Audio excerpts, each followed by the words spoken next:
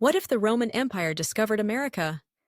If Julius Caesar's legions had gazed beyond the Atlantic, if the proud eagles of Rome had risen not only over Europe, Africa, and Asia, but over a land no European even knew existed, would the modern world still belong to us? Or would it be ruled by an empire without end? In our history, the Roman Empire's horizons ended at the Pillars of Hercules, the towering cliffs we now call Gibraltar, where the Mediterranean poured into the Atlantic. To Roman sailors, the ocean beyond was Mare Tenebrosum, the Sea of Darkness, a realm of myth and fear where the sun sank into the waves and sea monsters prowled beneath endless waters. Yet Rome was never a power that shied away from the unknown. By the 1st century CE, they had turned the Mediterranean into their own private lake. Their legions marched unchallenged from the burning sands of Arabia to the misty forests of Germania, from the cold shores of Britannia to the golden deserts of North Africa. And still, for all their might, there were dreamers, men who imagined that the map did not end where the parchment curled, that perhaps, beyond the horizon, more waited to be claimed. In this alternate thread of time, the spark begins in the year 98 CE, as the Emperor Trajan consolidates his power after the conquest of Dacia. Reports arrive in Rome from Lusitania, the westernmost edge of the empire, modern-day Portugal, brought by weathered sailors whose lineage traces back to the ancient Phoenicians, those legendary navigators who once dared the open seas. They speak of green islands far out in the Atlantic, rich with strange birds and fruits, and beyond even those, whispers of a vast land where gold glitters in the riverbeds and the forests hum with life. The Senate dismisses it at first. Why spend coin and men to chase sailors' tales when the riches of the East, the silks, spices, and incense, already fill Rome's coffers? But Trajan is not a man content with limits. He orders the construction of a new breed of ship, larger than the swift triremes, sturdier than the coastal freighters. Shipwrights study old Carthaginian charts, Phoenician rigging, and the broad-bellied grain ships that cross from Egypt to Ostia, adapting their designs for the deep ocean. In the spring of 102 CE, 3 vessels leave Olisipo, their prows pointed west into the unknown. They carry provisions for months, amphorae of water and wine, dried figs, salted fish, and barrels of hardtack. The captains navigate by the stars, their course guided by Phoenician methods and the advice of mariners who know the sweep of the great Atlantic currents. Days turn into weeks. The men grow restless. The sea offers nothing but endless blue. Food spoils, jokes turn to mutters of home. And then, one dawn, the sky blooms with wheeling gulls. The color of the water changes. The scent in the air is sweet. By mid-morning, a smear of green rises on the horizon. They have found land, not the Caribbean, but the coast of what we now call Brazil, carried there by the South Equatorial Current. The shore is alive with strange cries, the trees heavy with fruits they cannot name. Dark-skinned people emerge from the forest, their bodies adorned with feathers and paint, their eyes bright with curiosity and caution. The first meeting is tense, but no blood is spilled. The Romans offer bronze trinkets, beads of glass, and sips of wine. The locals bring baskets of fruit, dried fish, and ornaments of beaten gold. Over days, the visitors learn enough to know this land is vast and rich beyond measure. When the ships turn for home, they carry no plundered treasure, only proof that the world is larger than Rome had dared to dream. Live parrots flashing red and green, fragrant woods, and nuggets of gold the size of a man's thumb. When these wonders are laid before the Senate, the chamber falls into a hushed awe. No longer is this a matter of rumor. It is fact. Beyond the Sea of Darkness lies a 4th continent, waiting for Rome's hand. Plans are drawn for a second voyage, greater and stronger, with soldiers as well as sailors, with engineers to build, with priests to bless the venture in Jupiter's name. They will not simply visit. They will claim, as they have always claimed. The Senate debates the name of this new province. Some call it Nova Hesperia, the new Western land. Others suggest Terra Nova Romana. But in the taverns and marketplaces, a simpler word begins to spread, a word charged with wonder and hunger alike: America. And as the fleet gathers in Olisipo's harbor, the winds rise, the sea darkens, and somewhere far to the west, the people of that new land go about their lives, unaware that the fate of their world is already sailing toward them. The year is 104 CE, and the Second Roman expedition to the Fourth Continent is unlike anything the empire has attempted before, a fusion of military precision and exploratory ambition. An armada meant not merely to touch foreign shores, but to root the eagle standard in new soil. In Olisipo's harbor, the docks groan under the weight of preparations. Reinforced hulls coated in pitch to resist the endless salt, deep holds stacked with grain, salted pork, olive oil, amphorae of wine, weapons in gleaming piles, spare timber for repairs, and iron nails by the thousands. 2 cohorts of legionaries, over 1,000 men, stand in formation, their shields polished, their larica segmentata catching the morning sun, their pila bundled and ready. Alongside them are engineers with surveying tools, masons, carpenters, and interpreters drawn from distant provinces, men who have learned fragments of strange tongues from traders and prisoners. Priests of Jupiter and Neptune perform sacrifices on the quay, the air thick with incense, the blood of white bulls running into the sea. When the fleet finally sails, it is with the solemnity of a campaign and the thrill of an uncharted venture. Days stretch into weeks as the armada drives westward, the sails straining under Atlantic winds, the hulls creaking in long swells.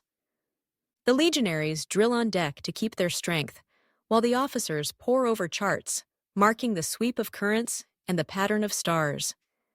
Storms rise without warning, hammering the ships with walls of water. One vessel is lost, swallowed in a night of thunder, its lanterns vanishing like sparks in the black.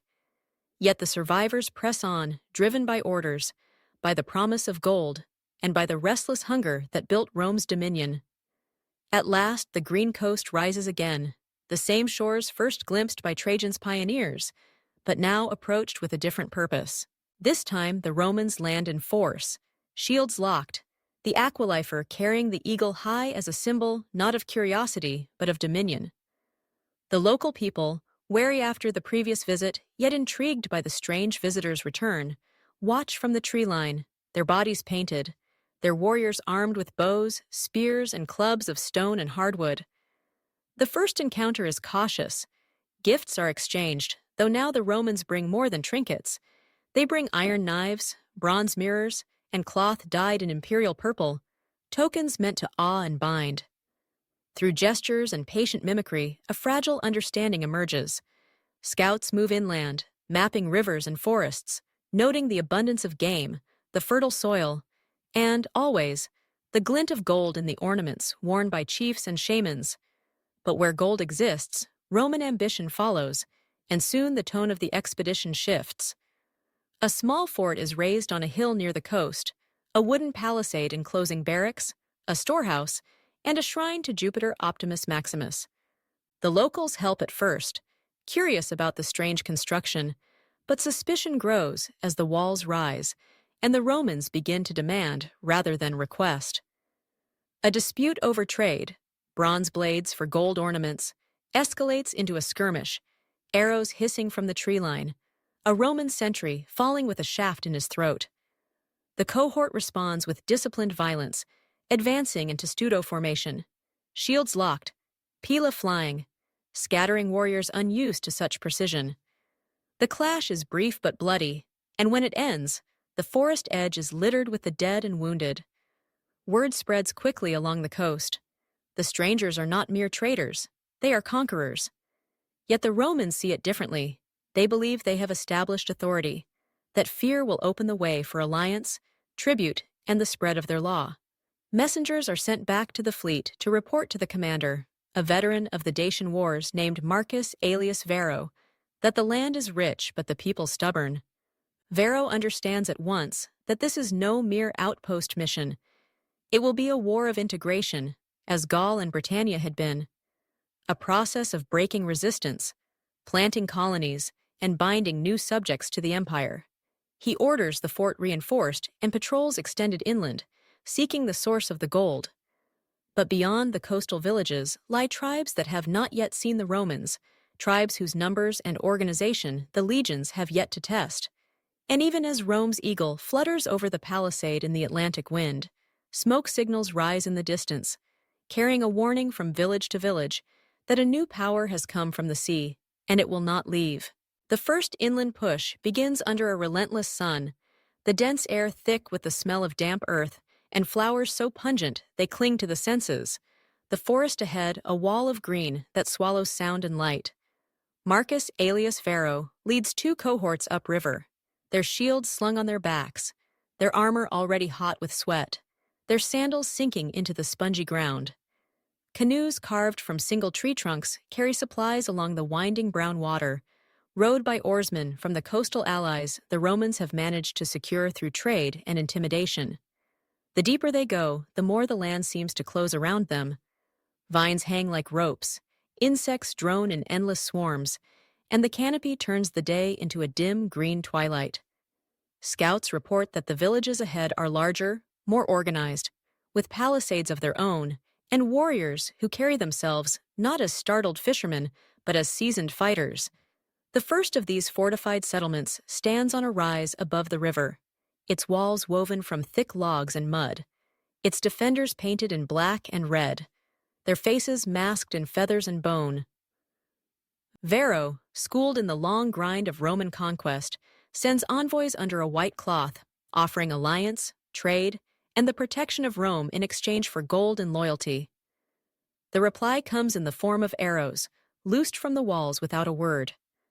The legions advance in formation, their shields locking into a glinting wall, the pila flying in deadly arcs. The defenders fight fiercely, darting in and out of sight, their arrows finding gaps in Roman armor, their spears thrust from behind palisade cracks, but they cannot match the relentless push of the testudo, the rhythm of disciplined men advancing step by step. When the wall finally breaks, it is to the sound of splintering timber and the roar of legionaries surging through the gap. The village falls, its people scattering into the forest, its storehouses emptied, its gold ornaments seized as trophies. Yet victory brings no comfort. The Romans have made enemies deeper inland, and already runners have slipped away to warn others. The next days are filled with constant movement, the legions pressing on, building small way stations of wood and earth to secure their supply lines, the engineers marking every ford and clearing. But the forest has its own defenses: heat that saps strength, sickness that creeps into the camp at night, unseen insects delivering fevers that leave strong men shaking and delirious.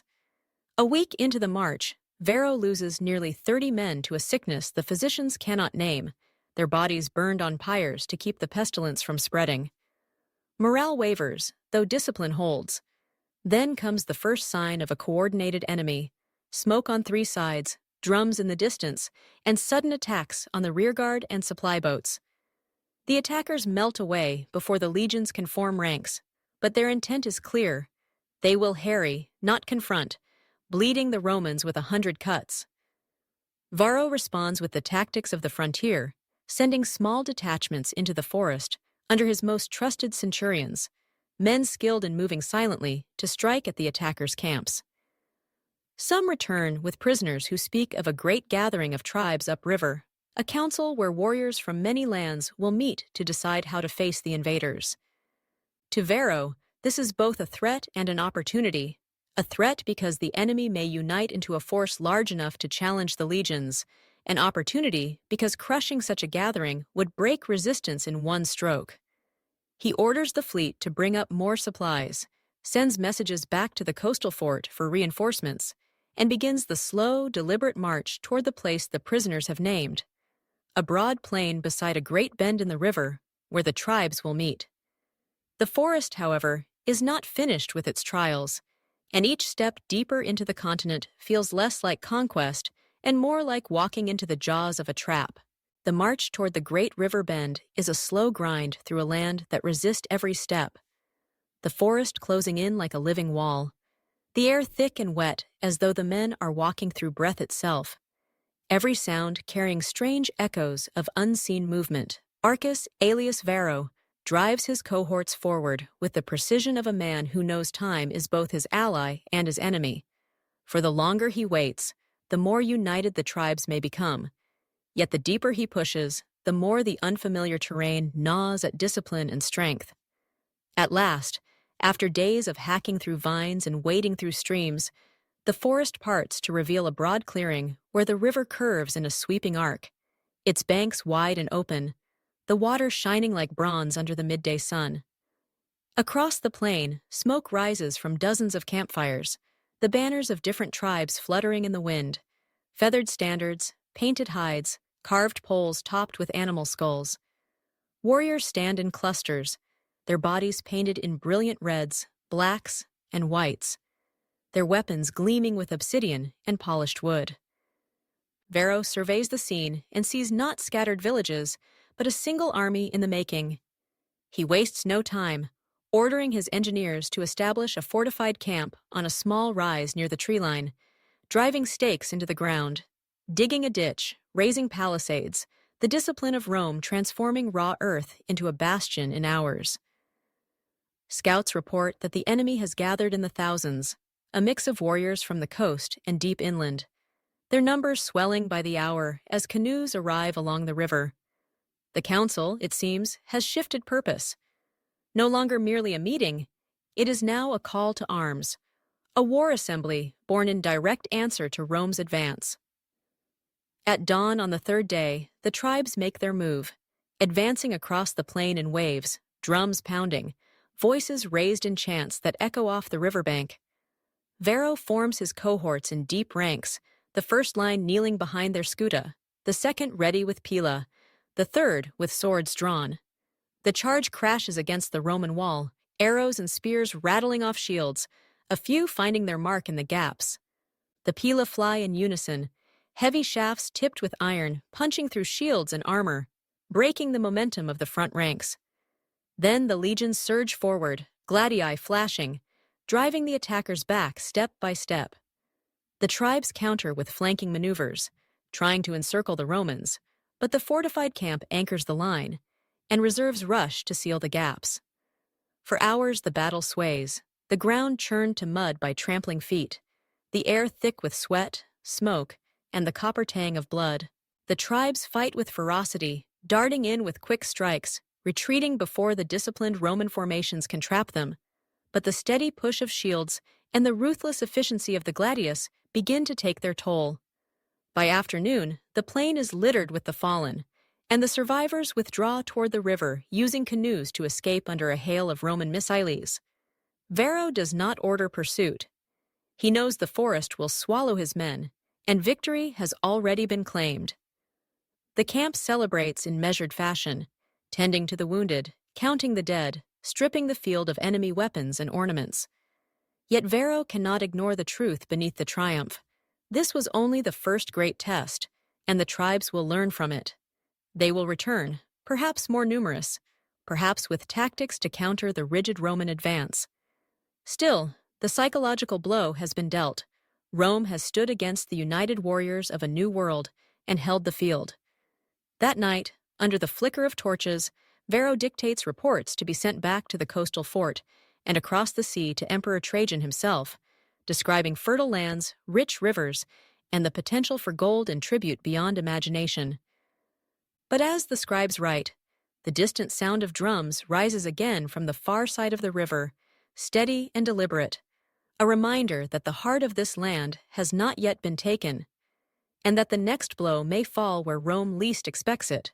In the weeks following the battle at the Great River Bend, Marcus alias Varro turns from campaigning to consolidation, for he knows that victories in the field mean little if Rome does not anchor itself in the soil of this fourth continent.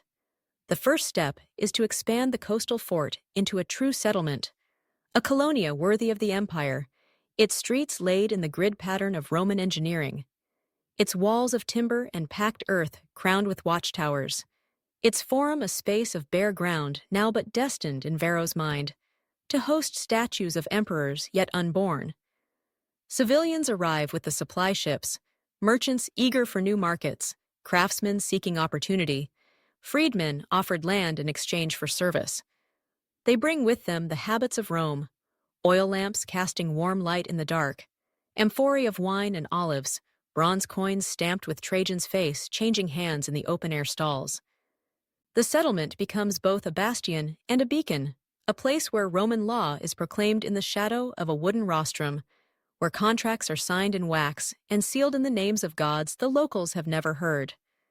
Yet with permanence comes vulnerability. The inland tribes have not vanished. They have merely withdrawn, watching the steady spread of this foreign city with a mix of fear, anger, and curiosity. Scouts report that warriors are massing deeper inland, perhaps rallying around new leaders who promise to drive the invaders back into the sea. Disease, too, begins to gnaw at Rome's foothold. Strange fevers sweep the settlement, claiming soldiers and settlers alike, baffling the physicians who mix wine with herbs in desperate remedies. Some suspect the water from local wells, others the bite of unseen insects. Whatever the cause, it slows construction and saps morale. Varro responds with measures born of frontier experience. He orders the marshes near the fort drained, the wells lined with stone, the sick isolated in makeshift infirmaries. Gradually, the fevers recede, and with their passing, the will to expand returns. Varro authorizes the building of a small dock to serve the growing traffic of ships, as well as a temple to Jupiter, its columns carved from local stone, its roof tiled with clay fired in kilns erected on the edge of the settlement. Trade with nearby villages, though fragile, begins to take root. The Romans barter iron tools, glass beads, and dyed cloth for fish, fruit, and gold dust sifted from riverbeds. A few chiefs even send emissaries to swear friendship to Rome, drawn by the allure of foreign goods and the promise of military protection against rival tribes. But these alliances are fragile threads in a web strained by mistrust. One morning, a column of smoke rises from the horizon, black and heavy, the signal of a village burned. Scouts return with grim news. One of the Allied settlements has been attacked, its people slaughtered or taken, its stores of gold stolen. The culprits are unknown, though some whisper of a coalition of tribes resentful of those who deal with Rome. Varro sees in this not only a threat but a warning. The inland resistance is adapting, striking at Rome's allies to isolate the newcomers. He convenes his centurions in the half-built forum, spreading maps on a table of rough planks, his finger tracing the rivers and trails that lead toward the suspected enemy heartland. Yet he hesitates, for each march inland stretches his supply lines thinner. Each garrison he leaves behind weakens his field strength. The strategic dilemma is clear. Should he hold and fortify what he has, making the settlement unassailable, or should he strike deep into the land to break resistance before it can fully unite? Night falls with no decision made. Only the steady crash of the Atlantic on the shore and the faint throb of distant drums in the forest, as if the land itself is reminding Rome that it is not yet tamed. Marcus alias Varro does not sleep easily in the nights that follow, for every report from his scouts paints the same picture. The inland tribes are gathering, and each day Rome delays is another day the enemy grows stronger. At last, in the dim light before dawn, he resolves to gamble everything on a decisive inland campaign, believing that only a crushing blow deep in the enemy's heartland will secure Rome's place in this new world. Preparations begin at once. Supply wagons are loaded with grain, salted meat, and amphorae of water and wine. The blacksmiths work through the night forging new pilah heads and repairing dented armor, and engineers design portable bridges for crossing the rivers that snake through the forest. Varro leaves a strong garrison to hold the coastal settlement, instructing its commander to fortify the walls further and keep the docks clear for resupply. Then sets out with 4 cohorts of legionaries, a contingent of cavalry and a train of engineers, craftsmen, and guides drawn from the tribes still loyal to Rome. The march begins under a relentless sun, the air thick with the scent of earth and the cry of unseen birds, the path narrowing to game trails barely wide enough for a man in armor. The forest swallows sound, and every step seems to carry them deeper into a place where Rome's laws and gods have no weight. Days pass in a steady rhythm of marching, foraging, and building makeshift camps each night, their fires casting small islands of light in a sea of darkness. The first signs of resistance come in the form of ambushes, arrows loosed from hidden perches, pitfalls covered with leaves, sudden attacks on the rear guard by warriors who vanish into the trees before the legions can form ranks. Losses mount slowly but steadily, each death a reminder that the enemy knows this land in ways the Romans cannot. Varro adapts, sending scouts ahead in pairs, ordering flanking detachments to sweep the undergrowth before the column advances, and keeping the cavalry close to respond to sudden threats. After nearly 2 weeks, they reach a wide river whose current churns with white foam, the far bank rising into a ridge thick with trees. Scouts report that beyond this ridge lies a valley where the enemy is said to have gathered in great numbers, a place sacred to their gods and perhaps the center of their power. Varro orders a bridge thrown across the river, the engineers working knee-deep in the current to lash timbers together under the watchful eyes of legionaries with bows ready. That night, as the camp settles under the murmur of the river, drums begin to sound from the far bank, slow and deliberate, carrying through the darkness like the heartbeat of the land itself. The legionaries tighten their grips on their swords, whispering prayers to Mars, while Varro stands at the edge of the water, staring into the shadows across the current. He knows that once the bridge is complete and his men set foot on that far shore, there will be no turning back. Whatever awaits in the valley will decide not only the fate of this campaign, but perhaps the future of Rome in the fourth continent. In the quiet between drumbeats, the thought presses into his mind like the weight of the humid air. Here, so far from the marble columns of the Forum, the empire is not an unshakable fact. It is a gamble being played in the heart of a world that has never known it. At first light, the bridge across the river stands complete, a lattice of lashed timbers anchored by stakes driven deep into the current, its wet surface slick under the sandals of the first legionaries to cross. Marcus Aelius Varro leads from the front, his standard-bearer close behind, the eagle glinting in the pale dawn. On the far bank, the forest swallows the light, the air cooler but heavy with a stillness that feels unnatural, as if the world is holding its breath. The army advances up the ridge in disciplined ranks, shields ready, Pila balanced for the throw. The slope is steep, and every step up the tangled roots seems to carry the weight of anticipation. Then, without warning, the trees ahead explode with movement.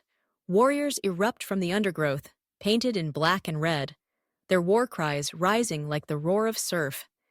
Arrows hiss through the air, spears fly, and the first rank of Romans locks shields, the Pila answering in a deadly volley that drives the attackers back a few paces, but does not break them. The clash is sudden and violent, the enemy pressing in from the sides as well as the front, forcing Varro to order a rapid shift into a hollow square. The cavalry kept in the center until the formation can push into more open ground. The fighting is close and brutal, obsidian blades striking sparks from Roman steel, shields splintering under heavy clubs. Step by step, the legions grind forward, their discipline the only thing holding back the tide. At last, they break through the tree line and into the valley beyond, and there the true scale of the enemy is revealed. Thousands stand waiting in loose ranks, warriors from dozens of tribes, their bodies adorned with feathers and gold, their faces painted in patterns that seem to shift in the sunlight. Drums thunder from every side, the sound echoing from the valley walls.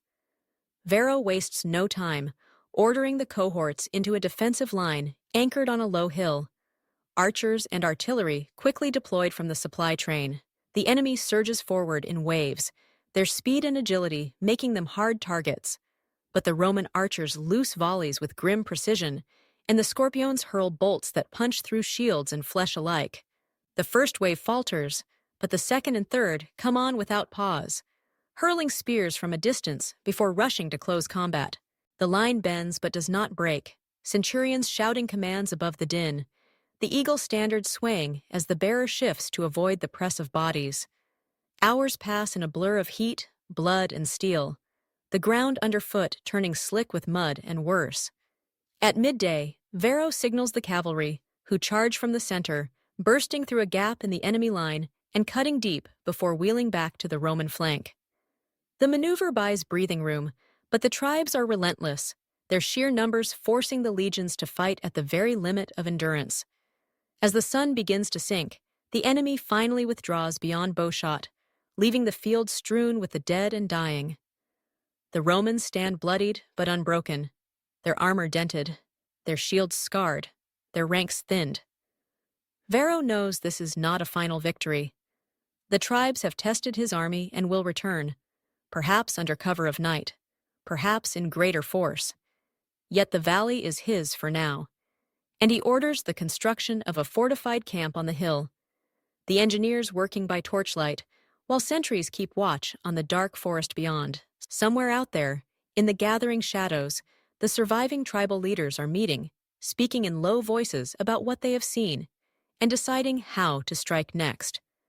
The valley does not surrender, it learns. In the days after the Great Clash, the tribes cease to hurl themselves at Roman shields and instead dissolve into the trees, trading spectacle for strangulation, and what follows is not a battle but a slow tightening of invisible cords. At first it is small things, supply canoes found adrift with their cargo cut loose and vanished, trails that once seemed clear now choked with deadfall, snares laid in leaf shadow where the scouts step, distant drums that start at dusk and end near dawn so that no man truly sleeps. Then come the fires. One night the wind shifts, and the forest itself turns on the camp, flames running up dry trunks and racing along the canopy like a living thing. Only the cleared perimeter, the ditches, and the relentless work of water bucket lines keep the fort from becoming a pyre. Varro answers with discipline seasoned by frontier wars. He orders a ring of satellite blockhouses thrown up on nearby knolls, linked by trench and palisade. He sends pairs of lightly armored skirmishers, German auxiliaries, and Numidian hunters to shadow the enemy by day and watch their fire by night. He lays a corduroy road toward the river and begins building a flotilla of shallow draft boats from local timber, turning the waterway from a threat into a lifeline. Trade, too, becomes a weapon. If the tribes will not face Rome, he will sap them with silvered tongues and iron gifts, and soon a trickle of envoys from rival villages arrives under white-painted paddles, men tempted by bronze knives, iron fishhooks, salt, and safety from their neighbors. The Confederation frays where old grudges live close to the skin. A chief accepts a Roman torque and a promise of protection, and the next morning his enemies find their access to a ford blocked by men who now call themselves Rome's friends. Yet attrition cuts both ways. The rains come as if the sky had been unstoppered, hurling water in sheets that turn the roadworks to churned clay, swelling the river until it runs brown and furious, lifting debris and dead logs that hammer the bridge supports like battering rams. Fever returns with the wet, creeping through the tents with the smell of damp wool and smoke, and physicians set up a line of smoky braziers and boil every drop of water they can. Still, the funeral pyres burn most evenings, and Varro watches them with a face cut from stone. For every tribal warband scattered, a legionary falls to a cough that deepens into a rattle. Intelligence becomes a contest of shadows. A captured runner bears a bundle of reed-wrapped messages, twisted cords and shells that the interpreters puzzle over until a coastal ally, proud to prove his worth, explains their meaning by gesture and crude sketches in the mud. The tribes are sending warnings upriver, far beyond the valley, to a people of the floodplain who build with earth, raise causeways above marsh and river, and plant fields that stretch like chessboards, maize, beans, and something like squash. Varro stares at the drawing of a stepped mound and says nothing for a long time. Organization means surplus. Surplus means warriors. Warriors mean a war that will not end with this valley. He moves faster. The flotilla grows, cutters with low freeboard and blunt bows, oars set in thole pins carved from local wood. Their crews trained to fight as well as row. In the night, the engineers set iron hooks into the bridge piles, anchoring them with cables plaited from twisted vines and sinew. Patrols range farther each day, their return marked by new scars and new knowledge. A village cleared before they arrive. its hearth still warm, a cache of obsidian blades shaped in a style not seen on the coast. A narrow track lined with sharpened stakes, leading nowhere obvious, a trap whose patience unnerves even veterans. The enemy has a new cadence, a rhythm that suggests a single mind drawing disparate tribes into one breath. Rumor gives that mind a face, a leader from the upper waters, a man who speaks many dialects and who has learned the Roman habit of counting time, who measures dawn marches by shadows and orders ambushes by river level, who has forbidden his people to trade gold for iron, but has not forbidden them to take iron by night. On the 5th day of the heaviest rains, the fort's outlying blockhouse to the east does not answer the horn. A relief detachment finds only blackened posts and scorched earth, the ditch filled with char, and a single Roman helmet set upright on a stake, a feathered band tied around its rim. Varro reads the message, "We can burn what you build." He does not rage, he tightens.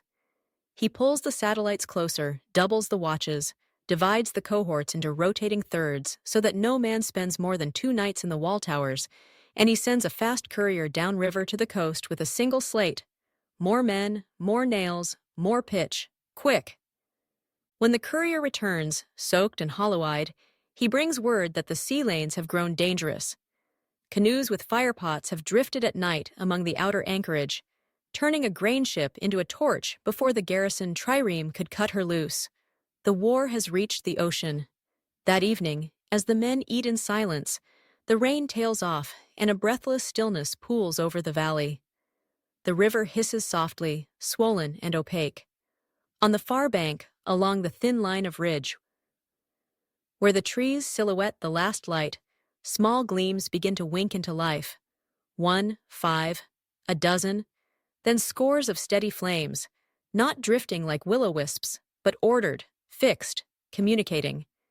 They form patterns, pause, shift, answer each other up and down the bend, as if a net of fire were being drawn tight around the Roman hill. A trumpet sounds in the camp, and men run to the walls with shields on their arms, and Varro climbs the tower to see it clearly. Beyond the torch line, out on the glossy skin of the river, an even darker darkness moves, long low shapes ghosting with the current, each tipped with a faint ember that grows as oars bite water in unison. Canoes, hundreds, packed gunwale to gunwale, drifting silent, riding the flood. The first ember flares, then another, the smell of pitch cutting through the damp, and the eagle standard quivers where it stands in the windless air. Varro lifts his hand, holds it there, and for a heartbeat the whole world seems to hang on that motion. Then the drums begin, slow and impossibly deep, and the river itself seems to answer. The canoes close like the slow tightening of a noose, their dark hulls merging with the black water until only the flicker of firepots betrays their approach, each ember a promise of ruin. Marcus Aelius Varro wastes no time. His voice cuts through the drumbeat, sending orders down the line to the artillery crews crouched behind the palisade. The scorpiones creak as their torsion arms wind back, bolts tipped not only with iron but wrapped in oil-soaked cloth. At his signal, the first volley hisses out, streaking fire across the night to plunge into the leading boats. One flares instantly, the pitch coating its hull erupting in yellow flame, screams rising as men thrash into the water. The river's current takes the burning wreck down toward the rest, throwing chaos into the ordered advance. Yet the enemy presses on, paddling hard, some leaping into the shallows to drag the canoes forward by hand. Javelins arc from the walls, splashing into the water or thudding into flesh, and the air fills with the bitter smoke of burning pitch. Then the first wave hits the base of the hill, warriors splashing ashore under the cover of shields, hurling firepots that burst against the palisade and send sheets of flame licking upward. Legionaries rush with buckets, dousing the fires while others thrust through the gaps with spears, holding back the surge. In the shadows behind, more canoes slide in, this wave heavier with warriors than with fire. Their aim not to burn but to breach. They throw grappling hooks over the wall, pulling themselves up with a speed born of desperation. One manages to crest the top before a gladius thrust sends him tumbling back, his body vanishing into the black water. Varro moves along the rampart, like a man possessed, his commands shaping the chaos into defense. Archers to the left where the line wavers, a reserve sentry to the east wall where the hooks are thickest, cavalry dismounted and fighting as heavy infantry at the main gate. Hours pass in a blur of smoke, shouting, and the constant thud of impact against wood. The drums on the far bank shift tempo, and suddenly the pressure eases. The attackers pull back to their canoes, leaving the shoreline littered with the dead and dying. A cheer starts among the defenders, but dies when they see the pattern of torches reforming along the ridge. This was not retreat, it was reconnaissance. The second assault comes before the moon has moved an hour, and this time it is joined by fire from the tree line above the ridge. Arrows hissing down in a deadly rain while the canoes drive in from two directions at once.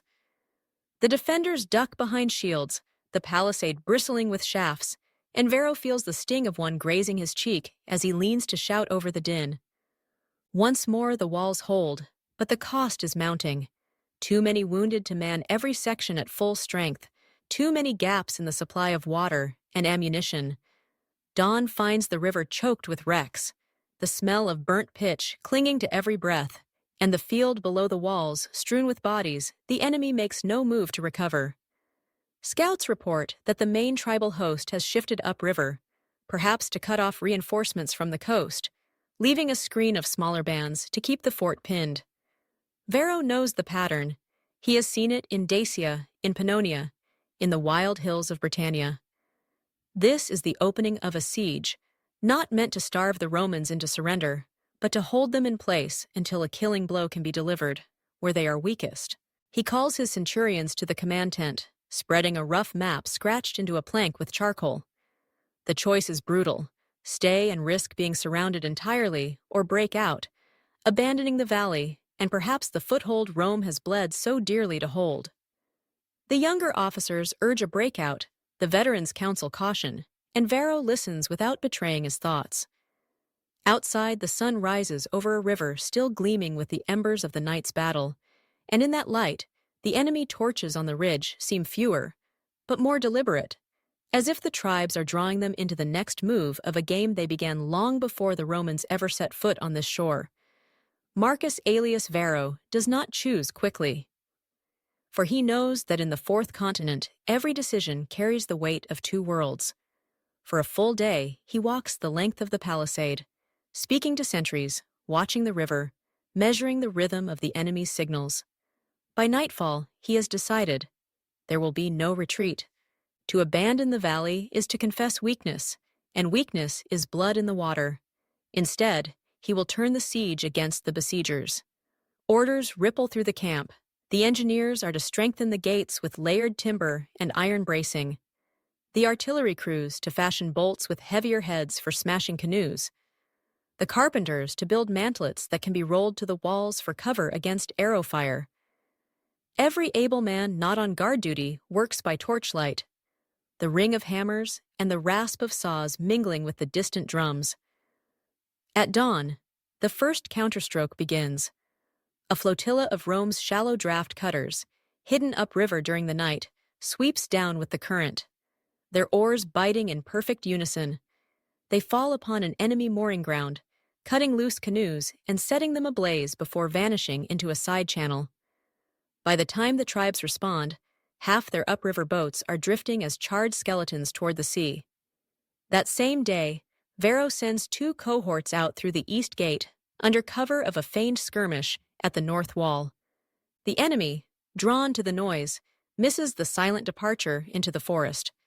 These men move fast, led by Numidian scouts who read the land like a scroll, circling wide to strike an enemy supply cache, a store of dried fish, smoked meat, and baskets of maize guarded by only a few warriors. The cache burns, the smoke curling above the tree line like a black banner. Word spreads quickly, and the enemy drums shift again, a pattern that speaks of alarm. Yet the tribes are far from broken. Within days, they answer with their own strike, a night attack by swimmers who slip through the current and climb the palisade's riverside posts with knives in their teeth. A sentry's shout and a quick-thinking legionary with a torch save the gatehouse from being set alight, but the attackers melt away with 2 prisoners taken from the wall walk. Their bodies are found the next morning on a sandbar downstream, throats cut, their armor stripped. The message is clear: Rome may kill, but Rome can also be hunted. Varro tightens the perimeter, doubling watches at night and sending mounted patrols to sweep the approaches each morning.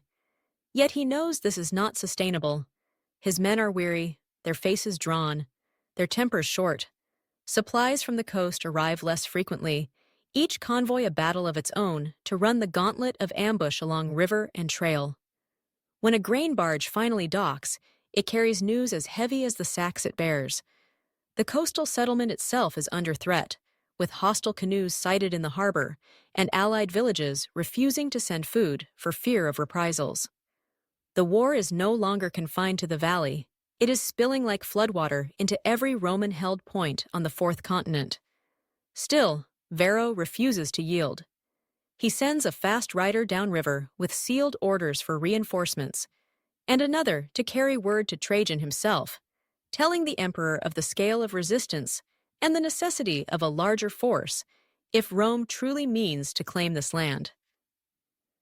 As the sun sets, the valley is quiet, unnaturally so, the river smooth as polished bronze. The men eat in silence, listening for the drums that do not come. In that silence, Varro senses the shift, a pause before the strike, the moment when the hunter draws back the bowstring. Somewhere in the dark beyond the ridge, the enemy is gathering again, and when they come, it will not be in waves meant to test the walls. It will be to decide, once and for all, whether Rome's eagle will fly over this land or vanish into its forests without a trace. The night before the storm is one of unnatural stillness, a calm so deep it presses on the skin, the river gliding under a sky without wind, the forest holding its breath. Marcus Aelius Varro stands on the wall, his eyes sweeping the dark line of the ridge where the torches once burned, and sees only shadow. It is this absence that tells him everything. No scouts, no drums, no signals, only the emptiness that heralds a blow being drawn in silence. He orders every man to sleep in armor, weapons at arm's reach, fires banked low to preserve night vision, horses saddled and ready. In the 3rd watch, when the moon rides low and pale, the first sound comes, not drums, but the faint hiss of water displaced.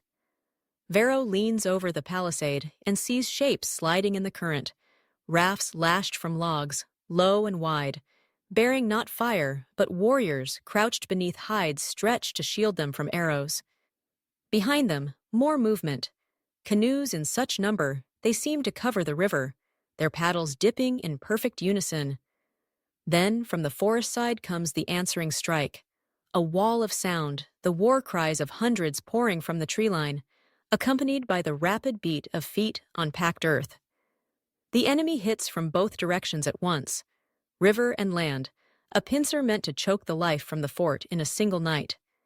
Arrows streak through the dark, some flaming to mark their arc, and the first rafts crunch against the bank, warriors leaping to the shallows with shields locked over their heads. At the north wall, the land assault slams into the ditch, filling it with brush and earth hauled on their backs to make a bridge for the charge. The legionaries meet them with pila and sword, the clash illuminated in flashes as oil jars are hurled and torches thrown. On the riverside, grappling hooks bite into the palisade, and the first enemy crests the top, only to be cut down by a shield boss to the face. Varro moves along the walls like a man possessed, his voice carrying above the din, shifting reserves from one side to the other in a dance of desperate balance. Twice the line nearly breaks, once at the gate, when a battering ram of lashed logs shatters the outer planks, forcing the defenders into a brutal melee to push the enemy back into the ditch, and again when a section of the riverside wall catches fire, the flames licking upward as men fight to douse them without leaving a gap in the defense. The hours stretch, the air thick with smoke, and the copper tang of blood, until the first light of dawn touches the eastern sky. Then, as if on a single signal, the enemy pulls away, canoes sliding back into the mist, warriors melting into the forest, leaving the field strewn with their dead. The silence that follows is heavier than the battle. broken only by the groans of the wounded and the crackle of dying flames. Varro surveys the cost, the ditch choked with bodies, the palisade scarred and charred, his own men slumped where they stand, too exhausted to cheer. This was not a defeat, but neither was it a victory. It was a test of endurance, and both sides have survived it. Yet as his eyes trace the far ridge, he catches movement, a single figure, tall and broad, standing apart from the retreating warriors. The man raises a spear high, then drives it into the ground before turning and vanishing into the trees. Varro knows a challenge when he sees one, and in that moment he understands that the war has narrowed to two wills, his and the unseen leader of the tribes, and that before the eagle can claim the fourth continent, one of them must break. At dawn, Marcus alias Varro answers the spear set in the earth with the only language both realms understand: movement. He does not wait for the enemy to choose the ground. He orders two cohorts to feint upriver, with shields high and banners visible, while, under the cover of mist, a hand-picked column, archers, engineers, and the toughest centurions, slips down a goat path along the ridge toward the place where last night's rafts had landed. The plan is not glory, but leverage. If the tribes have a heart, it beats where their leader stands, and if Rome can touch that heart, even for an instant, it can force a choice that steel alone has failed to win. By mid-morning, the decoy has done its work. Drums roll upriver, the screen of warriors there thickening as canoes mass to meet what they think is the main push. On the ridge, Varro's column freezes as a patrol passes within arm's length, feathered crests brushing the leaves, then slips on, breath held, until the path opens onto a shelf above a broad hollow at the forest's edge. Below, under a canopy of woven mats and boughs, stands the council camp, women tending cook fires, runners resting with spears and shell cords at their belts, elders seated on carved stools, and at the center, a man whose presence quiets the air around him. He wears no bronze, only gold discs at his ears, and a mantle of green and red feathers. His hands move as he speaks, tracing lines in the dirt that look like rivers and roads. Varro watches 1 minute, 2, measuring the distances, counting the guards, mapping exits. Then he gives the smallest nod, and the world shatters. Roman arrows fall like sudden rain, cutting the space between heartbeats. The engineers yank the guy lines from the canopy so it collapses. Centurions charge down the slope with shields forward, driving a wedge through the camp. The moment is as precise as a coin's edge. The tribal leader rises, not to flee but to plant his feet, and meets the first legionary with a blow that cracks a shield boss. The line ripples. Varro sees the ageless truth of leadership, how a single will can pull frightened men into a wall, and he commits himself to the gap, pushing through with his guard. The fight is fast, close, and ugly, iron against obsidian, fists, elbows, the grind of bodies too close for sword work. Varro's gladius finds the leader's shoulder. The man stumbles, but does not fall, pivots, and drives a stone blade across Varro's forearm so that blood runs to his fingers. The two men lock eyes over crossed weapons, and in that glare there is no language, only the measure of resolve. A roar rises as warriors flood back toward the council hollow, but the Roman charge has done its work. The center is broken, the elders scattered, the signal cords trampled. Varro does not press to kill. He shouts a single word that his interpreters know: parley. It is a gamble born of exhaustion and cold math. Rome can bleed this land dry over years, but it cannot replace men as quickly as the forest replaces trees. The leader hesitates, breathing hard, blood soaking his mantle. Around them both sides freeze, chest heaving, eager for the command that will turn stillness into slaughter. The man answers with a gesture, open palm downward, like pressing dust to earth. Lower, spears tilt.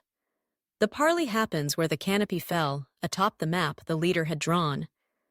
Varro promises what Rome can actually keep. The valley and the coast will be Roman ground, held by forts, roads, and law.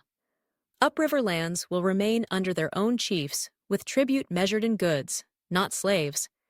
Markets will be safe, raiders punished, and Roman soldiers who leave the palisade to hunt villages will hang from their own gates.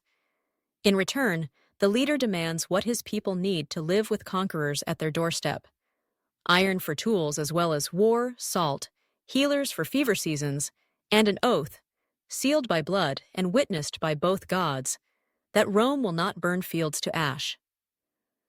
Varro agrees to what the empire can stomach and hides what it cannot. The man does the same. They mark 2 standing trees as boundary pillars and bind the pact with cuts across their palms, pressing hand to hand so blood mixes. The war does not end. Not truly. Along the border, there will be raids, deaths, quarrels over tribute and insult. But the siege breaks. Canoes carry fish and maize to the fort without torches hidden in their bilges. Roman carpenters teach mortise and tenon. Local builders teach how to make walls breathe in the wet heat. Over months, the coastal colonia grows into a town of tile roofs and thatch, Latin prayed alongside river hymns, a market where glass beads lie beside gourds carved with spirals that recall old myths. A road reaches inland, dry underfoot even in rains, its milestones cut with double names, the Latin for the emperor and the river word the elders speak. Children who have never seen Italy learn to count in both tongues. Rome, for its part, learned something it had nearly forgotten in its age of iron certainty, that an empire can be a net as well as a fist. News of the pact rides the Atlantic in a stout-bellied freighter, and when it reaches Trajan, it arrives with parrots and timber and a ledger of tribute heavier than raw gold. The proof that a new hinge has been set on the world.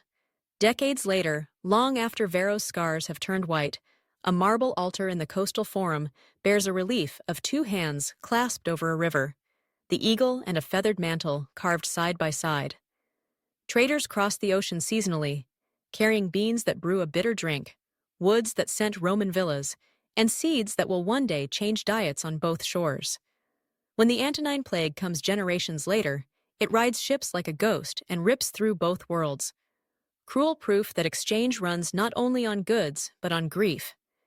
Yet even after the pyres, the road is rebuilt. The markets reopen. The dialect of the coast thickens with borrowed words, and the mapmakers in Rome draw the Western Ocean no longer as a monster rim, but as a bridge. In this imagined world, the Roman discovery of America does not remake time overnight. It twists the braid gradually, setting Atlantic trade centuries early, splicing gods and laws, marrying techniques of war and water and wood. Power concentrates on a different axis. The empire's gaze tilts west. Senators argue budgets for fleets instead of Danube campaigns. A generation of Roman-born children grow up eating maize bread and speaking a river-lilted Latin. Perhaps Rome lasts longer, not through unbroken conquest, but because it learns, briefly, to share the edge of its world. And perhaps, too, the peoples of the valley do not vanish. They adapt, they bargain, they bury and build, and their grandchildren argue in the forum with Roman clerks about weights and measures while slipping home to tell the old stories under stars that look the same on both sides of the sea. That is the world we have walked through. An Atlantic Rome, a braided frontier, a pact hammered out at sword's edge that turns a siege into a system, for good and for ill. Would you want to live there, between eagle and river, where a road of 2 names ties fates together? If this had happened, would the history you know still belong to you, or to a wider we? Tell me what you think below. How would your life change in a world where Rome and America met 1,000 years early? Leave a comment, argue, dream, and let me know where you'd take this story next.